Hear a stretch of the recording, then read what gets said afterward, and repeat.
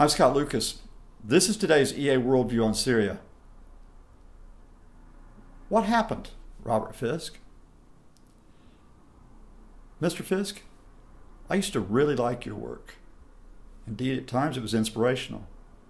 You were the journalist who went out, ventured into war-torn areas to try to bring back reportage which gave us information we couldn't get elsewhere. You wouldn't let yourself be restrained by militaries or by governments when you went into Iraq, Lebanon, Palestine, the Balkan states. You said the truth was what mattered, not the propaganda or the PR. You said it was important to remember history and to link it to those current tensions and conflicts so that we could get beyond death and destruction and try to find a better way. What happened, Mr. Fisk? In your latest column on Syria, you don't give us the Syrian people. You don't give us what they've been fighting for against President Assad. You don't even give us the notion of anything except extremist and jihadist. You say that all the fighters of the Free Syrian Army, well, they've either been killed or they've gone back to the regime and joined its military, or they've been co-opted, taken away by the dreaded Islamic State of Iraq and Sham. You effectively say there is no alternative to President Assad, so why should we intervene? What happened, Mr. Fisk? You told us over and over before the Iraq War in 2003 that the greatest enemy to a reporter himself and to us was becoming embedded, joining a military force so that you only saw one side of the story, their side. Yet when you chose to cover Syria a couple of years ago, you went in as the guest of the Syrian military. You went into a Damascus suburb, Daraya, and shepherded by them, you basically told us there's no way that they could have killed scores of civilians.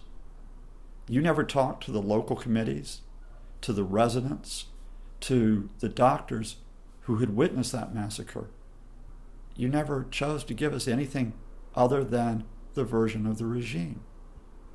What happened, Mr. Fisk? You told us that it was important to recognize what the people wanted, what they were fighting for, their concerns.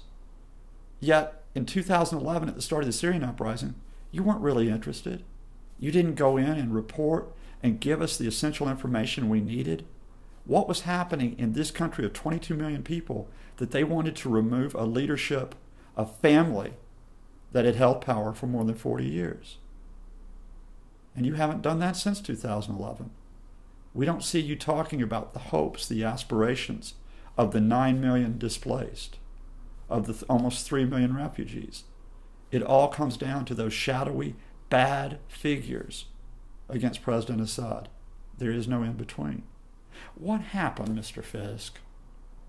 What happened when you told us that it was the history of the Middle East that mattered, that you devoted a 1,200-page autobiography, a heartfelt autobiography, to explain that it was the history of genocides, mass killings, as well as the histories of popular movements that had to be held up, rather than a version that came from Washington or London or Paris or Moscow? What happened, Mr. Fisk, when today, at the end of yet another column, you say the Syrian conflict, it's all the fault of the Americans, or it's all the fault of the Saudi Arabians, or it's all the fault of empires from decades ago? What happened? What happened to knowledge and reportage? What happened to decency?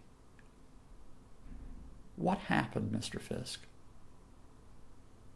I'm Scott Lucas. This is today's EA Worldview on Syria.